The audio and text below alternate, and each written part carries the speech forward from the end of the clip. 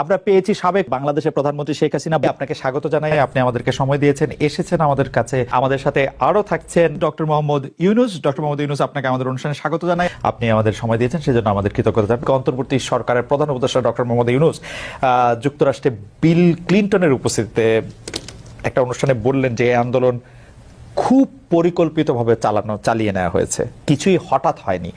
এই আন্দোলন কি শুরু থেকেই কোটার আড়ালে সরকার পতনের আন্দোলন ছিল? আপা, আপনার একটু মন্তব্য শুনতে চাই।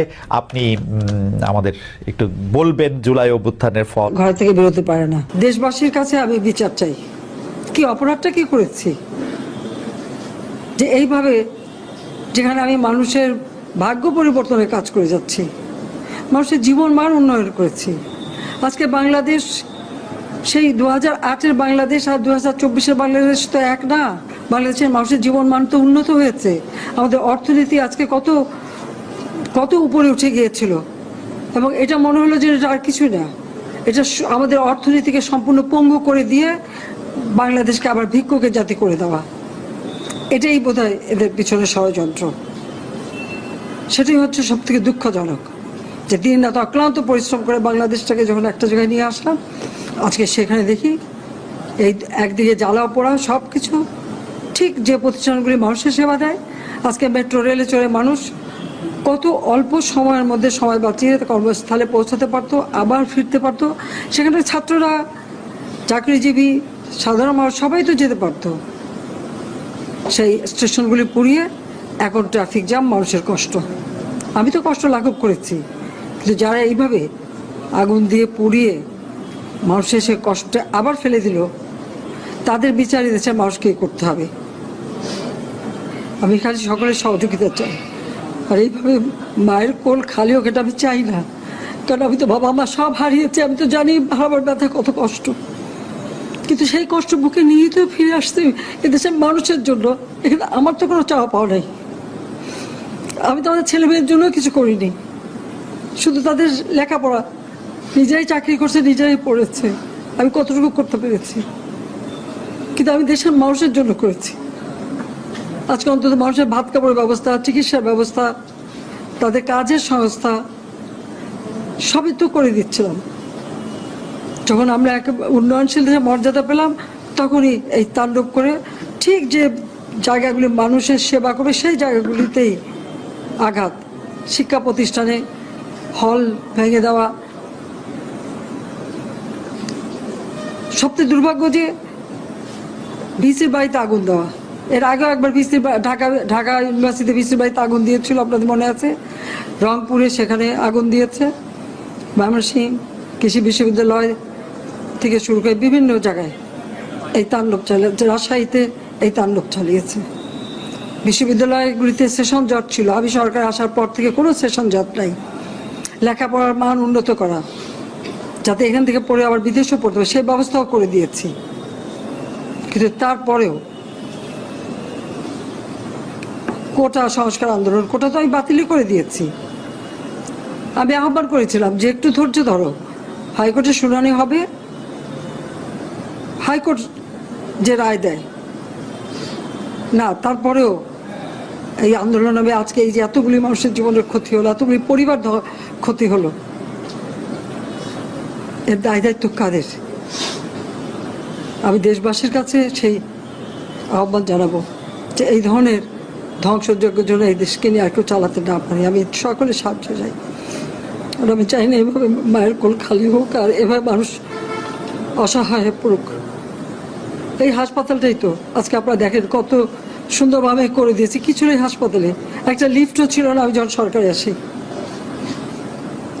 আর সেই হাসপাতালও আমার আব্বা স্বাধীনতার পর জাতির পিতা বঙ্গবন্ধু শেখ মুজিবই করে দিয়েছিলেন। আমি সেটা উন্নতি করেছি বলেই তো আজকে চিকিৎসা দিতে পারছি, নইলে এত রোগীর চিকিৎসা দেওয়া কোনোদিন সম্ভব হতো না। তো আমার কি এটাই অপরাধ যে আমি মানুষের জীবন মান উন্নত করার জন্য কাজ করেছি, আর সেই জায়গাগুলিকে হামলা করতে হবে?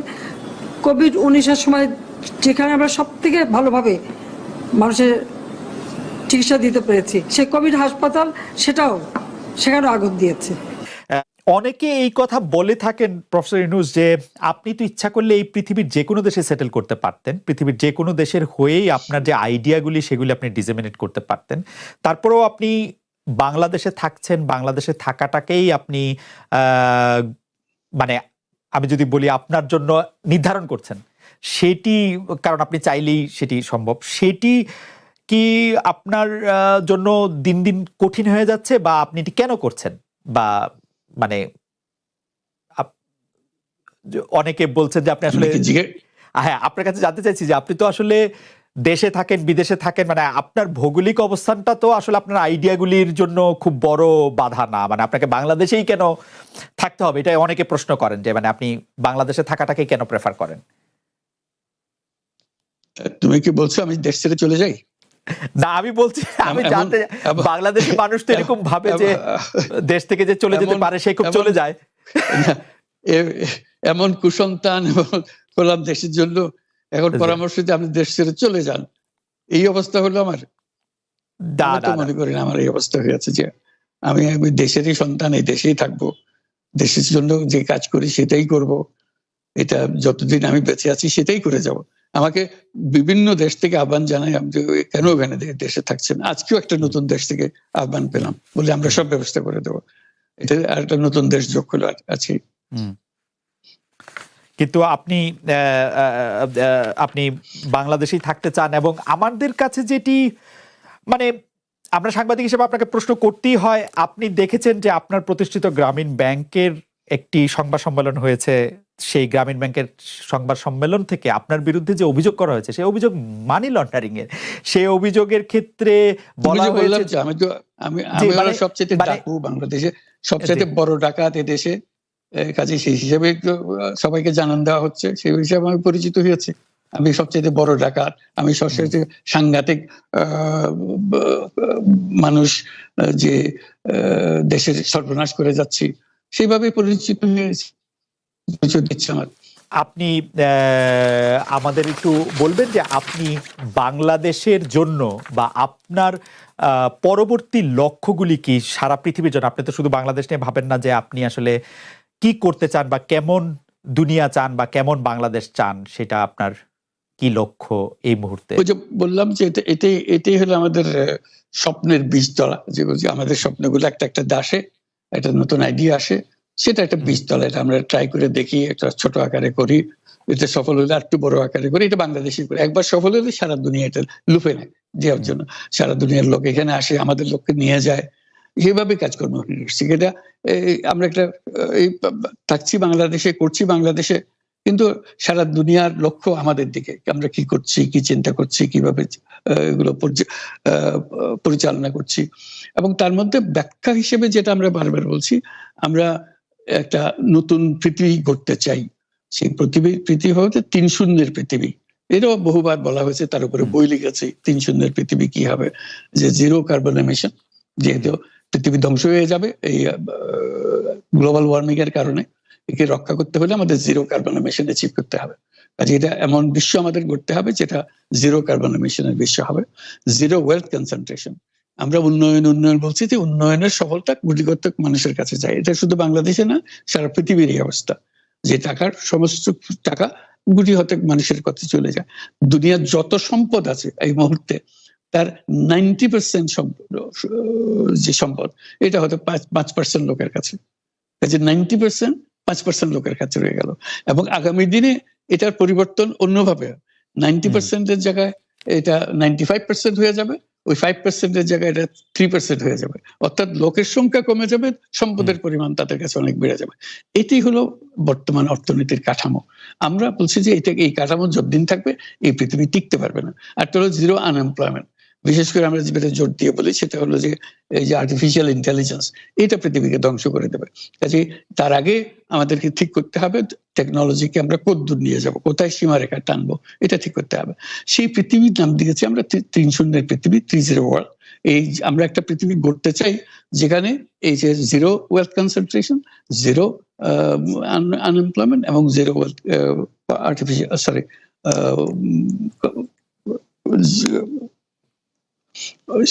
গ্লোবাল ওয়ার্মিং 0 হবে। এটাই এই 3টা জিরোর মধ্যে আমরা থাকবো। তো সেটা আবার বিভিন্ন দেশে এটা পর্যালোচনা বৈঠক হচ্ছে, বিভিন্ন বিশ্ববিদ্যালয়ে সেটা নিয়ে আলোচনা হচ্ছে, আমাদেরকে আমন্ত্রণ জানাচ্ছে, আমরা সেগুলো বিশ্বকে বোঝানোর চেষ্টা করছি। এটার বড় নিয়ামক হবে সোশ্যাল বিজনেস। এই সোশ্যাল বিজনেসের মাধ্যমে এগুলো করা যাবে, কারণ সোশ্যাল বিজনেস সঙ্গে আসছে সোশ্যাল বিজনেস, এবং কত জায়গা থেকে কত ভিন্নভাবে এগুলো প্রসার করা হবে সেটা আমাদের উপর আমাদের দায়িত্ব হয়। আমরা এগুলো ব্যাখ্যা করি, আমাদেরকে বিভিন্ন বিশ্ববিদ্যালয়ের মারফতে হয়। 107টা বিশ্ববিদ্যালয়ের এখন সোশ্যাল বিজনেস সেন্টার আছে। এটার নাম হলো সাধারণত ইউনুস সোশ্যাল বিজনেস সেন্টার নামে পরিচিত হয়। নিত্য নতুন বিশ্ববিদ্যালয়ের সঙ্গে যুক্ত হচ্ছে। সর্বশেষ যেটা কিছুদিন আগে আমরা পত্রিকায় দিয়েছিলাম যে finance university of Russia, finance university Moscow, তারা বলছে যে আমরা এখানে ইউনুস সোশ্যাল বিজনেস সেন্টার করব এবং আপনাকে একটা দায়িত্ব দেব, একটা ইন্টারন্যাশনাল অ্যাডভাইজারি কমিটি আমাদেরকে বানিয়ে দেবেন এবং আপনি সারাক্ষণ এটা তদারকি করবেন। সেটা এই সপ্তাহের মধ্যে আরেকটা বৈঠক হবে, তাদের সঙ্গে জুম মিটিং হবে, যে তারা অগ্রসর হচ্ছে। অর্থাৎ এটার গতি শুধু সীমাবদ্ধ কোনো বিশেষ ধরনের কাজে না। চায়না এটার একটা অগ্রগামী দেশ, যেটাতে সোশ্যাল বিজনেস নিয়ে তারা বহু পরিমাণ মনোযোগ দিচ্ছে। কাজে এইটা দুনিয়ার ডানে বাঁয়ে উত্তর দক্ষিণে সবার কাছে আছে। কাজে সেটাকে আমরাকে তুলে ধরছি। এটার আমাদের বড় বক্তব্যটা হলো যে বর্তমান যে কাঠামোর উপরে বিশ্ব পরিচালনা হচ্ছে, সেই কাঠামো, সেই বিশ্ব এটা আত্মঘাতী একটা বিশ্ব। এটা নিজেকে বিলুপ্ত করা ছাড়া এটার কোনো গতি নেই, যে পদ্ধতি আমরা এগোচ্ছি। কাজে এই বিলুপ্ত হওয়ার আগে যদি আমরা নতুন কাঠামো করতে পারি, নতুন সভ্যতা গড়ে তোলা, এই নতুন সভ্যতা গড়ে তোলার জন্য এই সমস্ত আয়োজন হচ্ছে। সেই কারণেই এই পৃথিবীর এত ইন্টারেস্ট দেখছেন, যে আলোচনা দেখছেন, যে তারাও অনুভব করে যে এটার একটা রাস্তা বের করতে হবে। আমরা একটা রাস্তা বের করেছি, এটা তাদের কাছে সম্পূর্ণ মনে হচ্ছে নাকি আরো এডিশন দরকার হবে, কিন্তু তারা এটার মধ্যে জড়িত হতে চায়, তারা করছে। তার সঙ্গে আমরা 30 ক্লাব, আমরা বলছি যে এটা শুধু মুখে কথা বললে হবে না, এটা কার্যে পরিণত করতে হবে। পাঁচজন সদস্য নিয়ে ইয়ুথদের মধ্যে প্রচার করার, যুবকদের মধ্যে প্রচার করার জন্য 12 বছর বয়স থেকে 35 বছর বয়স পর্যন্ত, এই বয়সের মধ্যে এই যে 5 জন মিলে একটা ক্লাব করবে, 30 ক্লাব। তাদের অঙ্গীকার হবে, আমি ব্যক্তিগতভাবে কার্বন এমিশন জিরো করব, আমি ব্যক্তিগতভাবে ওয়েলথ কনসেন্ট্রেশনকে বন্ধ করব, আমি ব্যক্তিগতভাবে আনএমপ্লয়মেন্টকে বন্ধ করব। এটা ব্যক্তিগত, আমি এমন কিছু কাজ করব না যাতে এগুলো প্রসারিত হওয়ার সুযোগ পায়। কাজে 5 জনে প্রত্যেকে এটা যখন সফল করবে, তাদেরকে বলা হবে 30%। এই 5 জন যদি 30% হতে পারে এবং আরো ক্লাব যদি 30% সৃষ্টি করতে পারে, আমাদের বক্তব্য হলো তাহলে আমরা 30 বিশ্ব গড়তে পারবো। কারণ পুরো জিনিসটা সৃষ্টি করছি আমরা নিজেরাই ব্যক্তিগতভাবে। এই যে ওয়েস্ট, প্রচুর ওয়েস্ট, আমরা বর্জ্য, এই বর্জ্যতেই আমরা শেষ হয়ে যাব। কাজে আমি বর্জ্যের আমি যদি 30 ক্লাব করি, প্রথম কাজ হলো আমি যে জিনিস আমার দরকার নেই সেই জিনিস আমি কিনবো না। কারণ কিনলে এটা ফেলে দিতে হবে, এক সময় না এক সময় ফেলতে হবে। কাজে বর্জ্যকে পরিত্যাগ করার জন্য আমাকে প্রস্তুতি নিতে হবে। যদি আমার নেহাত দরকারই হয়, তাহলে আমাকে সেটা সীমিত করতে হবে, রিডিউস ইট, তারপর হলো রিইউজ ইট, আবার নতুন করে ব্যবহার করে থাকে, নতুন ভঙ্গিতে আসো। তারপরে হলো যে রিসাইকেল ইট, আবার এটাকে কাজের মধ্যে লাগিয়ে দিল। এইগুলো প্র্যাকটিস করতে হবে, এই যে প্রত্যেক যুবক যারা তরুণরা এগিয়ে আসছে।